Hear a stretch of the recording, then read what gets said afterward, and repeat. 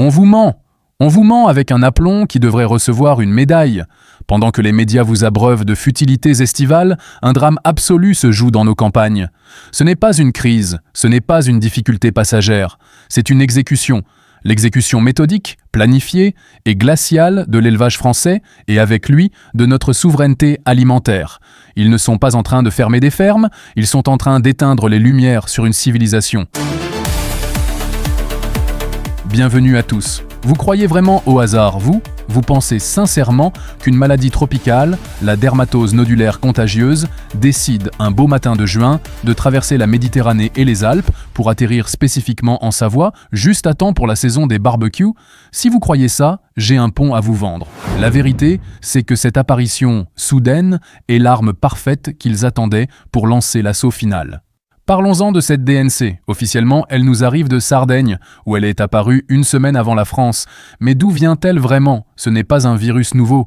Il a commencé son tour d'Europe en 2013, par la Grèce et les Balkans.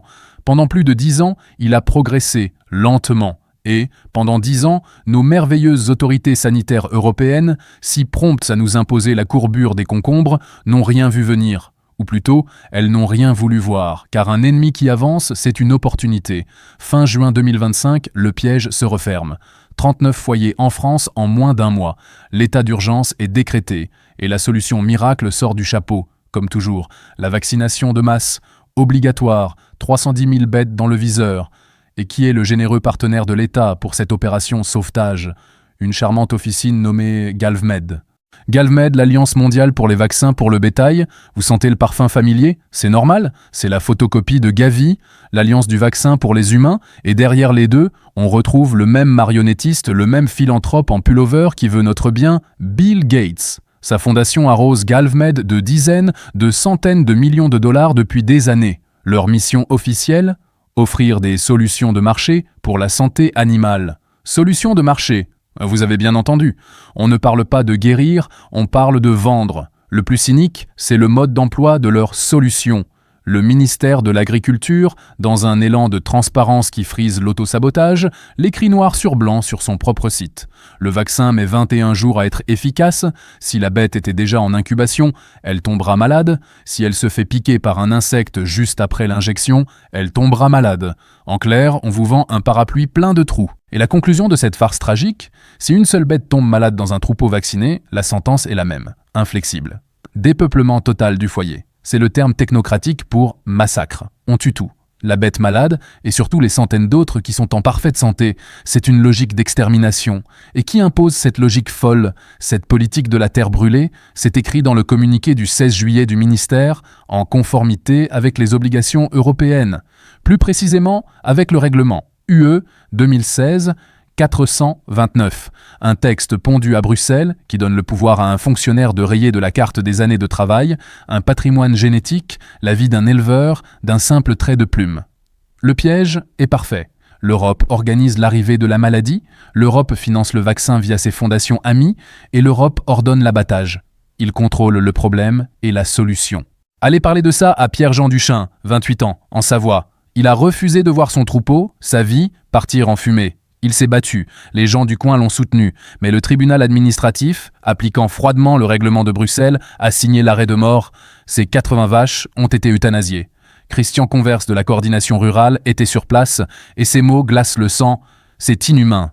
Les éleveurs pleurent tous à mesure que les bêtes tombent. Voilà la réalité du projet européen. Des larmes et du sang dans nos fermes. Et si vous pensez que c'est un accident, regardez le tableau d'ensemble. C'est une stratégie, un schéma qui se répète partout, sans cesse. Prenez la tuberculose bovine, qui explose dans le sud-ouest et en Normandie. La réponse ? Abattage systématique. L'excuse officielle ? C'est la faute des blaireaux, des sangliers. On accuse la faune sauvage pour mieux masquer l'échec ou la volonté politique. Avant, on isolait, on soignait. Maintenant, on éradique. Prenez la fièvre catarrhale ovine, la FCO qui frappe la Bretagne. C'est le même disque rayé. Panique médiatique, vaccination massive, restriction de circulation, abattage. On crée des zones, on parque les animaux, on étrangle les éleveurs. Et le chef-d'œuvre de leur cynisme, la grippe aviaire. La France, fière d'être le premier pays au monde à généraliser la vaccination des canards avec, pour l'un des vaccins du laboratoire Boehringer Ingelheim, la technologie à ARN messager. Ça ne vous rappelle rien ? On se sert de nos animaux comme de cobayes pour une technologie expérimentale avant de nous l'imposer à nous. Et pendant ce temps, des publications scientifiques, comme celles qu'on trouve dans The Pharma Innovation Journal ou relayées par des biologistes courageux, évoquent des traitements qui marchent à base d'ivermectine et d'antibiotiques. Des traitements qui ne coûtent rien. Mais chut, pas un mot. Il ne faut surtout pas guérir, il faut vacciner. Le profit est là. Alors, pourquoi ? Pourquoi cette guerre ? Quel est le but de ce massacre organisé ? La réponse n'est pas cachée. Ils l'ont écrite. Ils en sont fiers. Il suffit de lire le rapport de la Cour des comptes de mai 2023, un document d'une froideur terrifiante. Il appelle l'État à, je cite, « définir et rendre publique une stratégie de réduction du cheptel bovin ». L'objectif ? Atteindre les objectifs climatiques de l'Europe. Et les chiffres sont là, précis comme une guillotine. Baisse de 25% des vaches laitières, baisse de 33% des vaches à viande d'ici 2050. Ce n'est pas une théorie du complot, c'est leur putain de feuille de route. Ils l'ont écrit. Ils appellent ça « décarboner l'agriculture ». Quel orwellisme magnifique. Ils détruisent la vie de milliers de familles, ils anéantissent une filière d'excellence et ils appellent ça « décarboner ». C'est un plan de destruction nationale déguisé en projet écologique. Et on a déjà vu ce film. Aux Pays-Bas, leur laboratoire. Le Premier ministre de l'époque, ce mondialiste zélé de Mark Rutte, a lancé exactement le même plan. Une réduction massive du cheptel au nom de l'azote, provoquant la plus grande révolte paysanne d'Europe. Et quelle a été la récompense pour ce bon élève de la destruction ? Il a été promu. Il est aujourd'hui à la tête de l'OTAN. Vous comprenez ? Servez bien le système et vous serez récompensé. Trahissez votre peuple et vous aurez les honneurs. Mais l'arnaque ne s'arrête pas là, car pendant qu'ils organisent la pénurie chez nous, ils ouvrent les vannes à la concurrence déloyale. C'est le coup de grâce. L'Union européenne, avec l'Allemagne et l'Espagne en tête, pousse comme une damnée pour finaliser l'accord de libre-échange avec le Mercosur. 100 000 tonnes de bœuf sud-américain qui pourront déferler sur notre marché sans les mêmes normes sociales, sanitaires ou environnementales. On tue le paysan français parce que sa vache pète, mais on déroule le tapis rouge à la viande issue de la déforestation. C'est une trahison en bande organisée.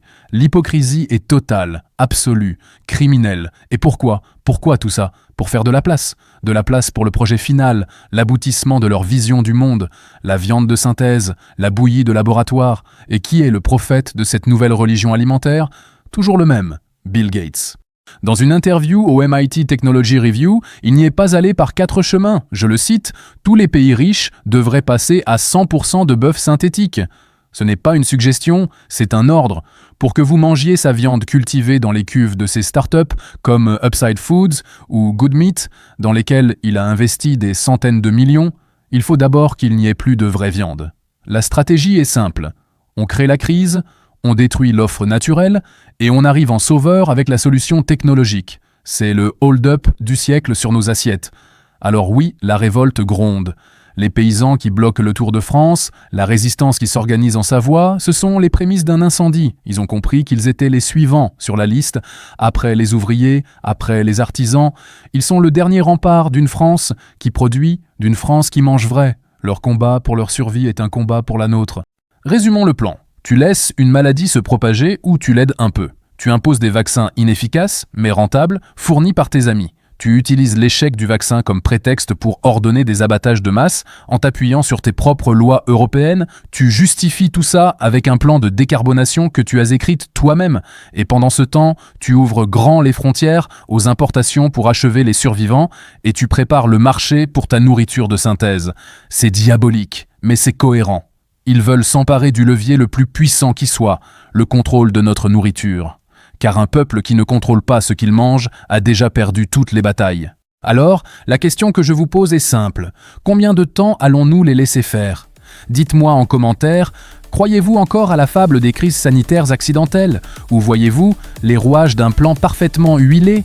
Abonnez-vous, activez cette satanée cloche, likez et allez faire un tour sur la boutique pour nous soutenir, parce que cette vérité-là, vous ne la trouverez jamais sur les médias subventionnés. Faites attention à vous, la vérité dérange. À très vite pour une prochaine vidéo. Et n'oubliez jamais, tout ce qu'on vous raconte n'engage que vous.